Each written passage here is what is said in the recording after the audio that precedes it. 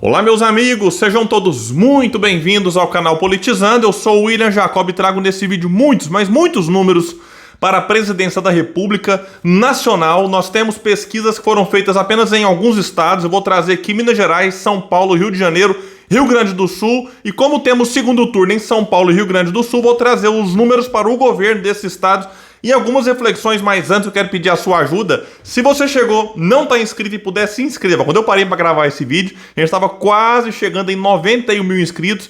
E se você compartilhar naquele grupo que nunca mandou antes, manda lá uma vez, que aí pessoas que não sabem do nosso trabalho ficarão sabendo e quem sabe elas venham para cá, porque aqui nós lutamos por um Brasil melhor. E o seu like, o seu dislike, se não gostar, faz parte, comentário, tudo isso é muito importante para a gente. Pessoal, é o seguinte então, Instituto Atlas, que foi o instituto assim, desses mais conhecidos e mais divulgados, que passou mais perto de acertar o resultado no primeiro turno para eleição presidencial.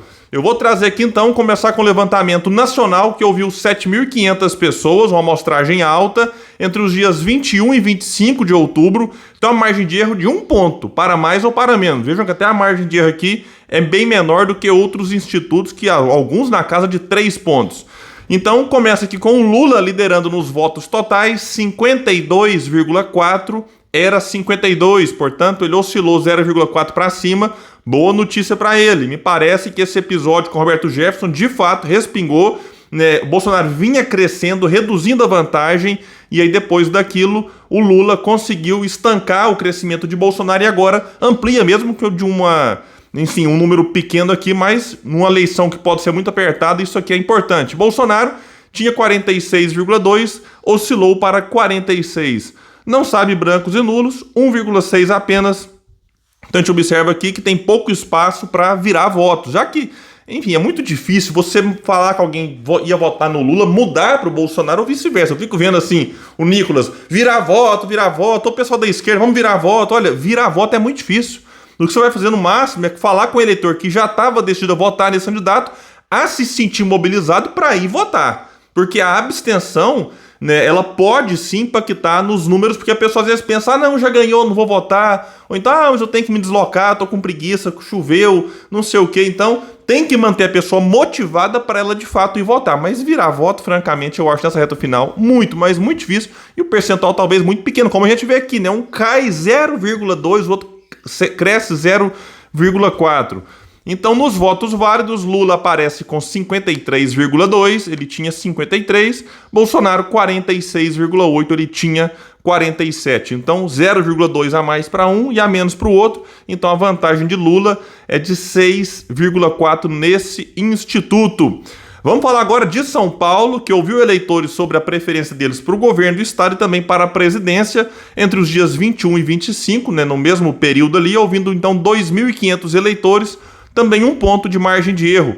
O Tarcísio lidera nos votos totais com 51,7, o Haddad 44,7, e nós temos aqui brancos e nulos 1,6 e indecisos 2%. E aqui a gente percebe que o Haddad conseguiu reduzir essa diferença para o Tarcísio. Olha, coisa importante que o Tarcísio ele vinha ampliando essa vantagem. E aqui, antes, né, vamos pegar aqui agora. O Tarcísio, como eu disse, tem 51,7, ele tinha 53,2.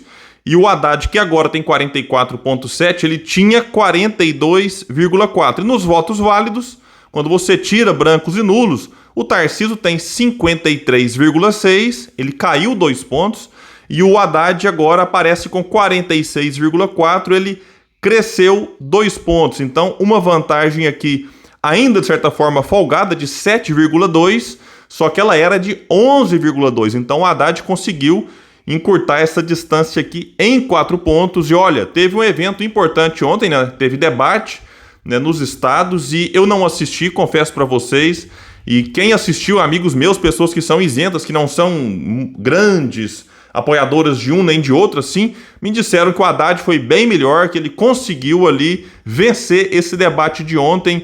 E vale destacar um ponto, né? Teve ali um detalhe que aconteceu lá em Paraisópolis, né, com a morte de uma pessoa, e o detalhe é que tinha um cinegrafista lá perto que fez algumas imagens e tal, e aí a equipe do Tarcísio acolheu esse cinegrafista, pediu para ele apagar as imagens, e o Haddad jogou isso no debate lá ontem. O Tarcísio confirmou, isso é um absurdo, isso aqui tem que ser apurado, porque você pode estar destruindo provas ali, e muita gente está especulando que poderia ser uma tentativa de alguma coisa para beneficiar Bolsonaro, mas tem muita coisa para ser apurada e eu não quero aqui precipitar em dizer que foi isso ou que foi aquilo, mas que tem muita coisa estranha nisso, tem mesmo, viu?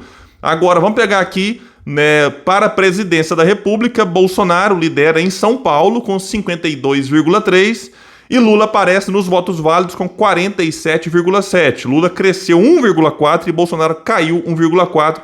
Então isso aqui, notícia boa para o Lula, né, e também para o Haddad, nesse que é o principal colégio eleitoral, né, do país. Vamos agora falar aqui de Minas Gerais, que é o segundo maior colégio eleitoral.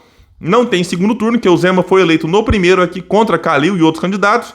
E aqui o Instituto ouviu 2.500 pessoas, também entre os dias 21 e 25, tem 2 pontos de margem de erro. Nos votos válidos, Lula lidera com 51,7%, ele cresceu 1 ponto. Outra notícia boa para o Lula, e Bolsonaro caiu 1, aparece com 48,3%. Então, apesar do Zema ter abraçado a campanha de Bolsonaro no segundo turno, Lula consegue ampliar essa vantagem. Eu disse aqui várias vezes, Zema, eu sou de Minas, sou de Uberlândia, para quem não sabe. Zema é bom de voto, venceu no primeiro turno aqui na sua reeleição, mas ele não consegue transferir tantos votos assim. Vale lembrar que em 2022, nessas eleições, o Partido Novo, que é o partido dele, elegeu só 2 deputados estaduais, uma bancada de 77, né, total lá em Belo Horizonte, na Assembleia Legislativa. Em 2018, na primeira eleição dele, o Novo conseguiu eleger 3, ali colado com Romeu Zema. E o candidato ao Senado do Zema aqui no estado ficou em terceiro lugar. Então a tentativa de transferir votos do próprio Zema, que teve aí quase 60% dos votos válidos em Minas Gerais, para Bolsonaro, não tem sido tão eficaz quanto a campanha do atual presidente esperava, né, que fosse. No Rio de Janeiro, né, pesquisa também Atlas, ouviu 2.500 pessoas, também entre os mesmos dias, 2 pontos de margem de erro. Bolsonaro lidera com 54,8%, aqui sim ele melhorou um pouco, ele cresceu 0,7%, e o Lula caiu, obviamente, 0,7%, tem 45,2%, né, dos votos válidos, então uma vantagem para o atual presidente no seu estado de mais de 10 pontos. Rio de Janeiro, que reelegeu o Romário, senador, ali Romário que é do partido de Bolsonaro, que reelegeu o Cláudio Castro, que é do partido de Bolsonaro, derrotando o Marcelo Freixo no primeiro turno.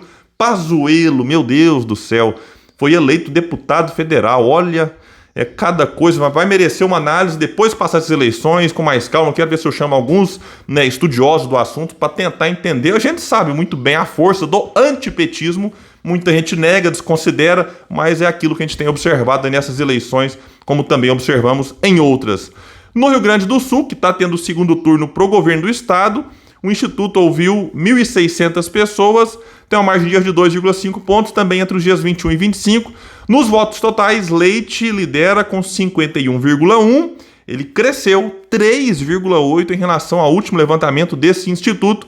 O Onyx continua com o mesmo que tinha antes, 43,6%. Branco e nulo, 5,3%. O Eduardo Leite conseguiu captar 3,8%, não do Onyx, mas dos eleitores que estavam ali indecisos, que votariam branco, nulo e tal. Nos votos válidos, o Eduardo Leite tem 54, cresceu 2 pontos, e o Onyx 46, caiu 2. Então uma vantagem de 8 pontos para o Eduardo Leite contra Onyx Lorenzoni. Isso aqui, né, é uma notícia que eu considero interessante, porque olha, Onyx Lorenzoni, e olha, além dele ter passado vergonha naquele episódio lá do debate, falando sobre o plano de recuperação fiscal, no debate da Globo ontem, ele disse algo que é difícil até de repetir. Mas ele que não tomou vacina para Covid disse que a melhor vacina é pegar o vírus. Assim, é inaceitável, é revoltante. Nós temos no Brasil aí em torno de 700 mil mortos. Como é que o cidadão fala isso? Né, com esse tanto de gente que morreu pegando o vírus, ele quer falar que essa é a melhor vacina? Não é. Então, assim, é inacreditável o que está acontecendo no Brasil e chama a atenção como que um cidadão como esse consegue ter ainda 46% dos votos válidos. É isso que a gente tem que parar para refletir. Olha, tudo bem. Ah, mas o cara não gosta do PT. Mas aqui nem é o PT que está disputando, não. É o Eduardo Leite. Tudo bem, tem lá. Eu tenho muitas críticas. Mas não dá. Tinha que ter pelo menos um voto de protesto aqui agora contra a aberração que esse cidadão falou no debate da Globo. E para a presidência lá no Rio Grande do Sul, Bolsonaro, que a gente não sabe se tomou vacina ou não, colocou sigilo de 100 anos no cartão dele. Como tem sigilo de 100 anos, um monte de coisa. que é uma afronta, isso aqui é um tapa na cara da sociedade. Colocar 100 anos de sigilo. Você, bolsonarista que veio até aqui, acha certo? E se fosse o Lula colocando 100 anos de sigilo em algumas coisas que a sociedade quer saber, tem direito de saber? Então, Bolsonaro lidera no Rio Grande do Sul com 52,4, ele oscilou 0,2 para cima e Lula oscilou para baixo 0,2 e aparece com 47,6 por conta da margem de erro de 2,5, estão tecnicamente empatados lá no Rio Grande do Sul. Pessoal, então é isso, eu fico por aqui. Se puder, compartilhe, mas compartilha mesmo. A gente está aí quase chegando em 91 mil inscritos e o seu compartilhamento pode ser muito importante para a gente chegar lá. Valeu, pessoal, e até o próximo vídeo aqui no canal Politizando, um espaço que luta por um Brasil melhor.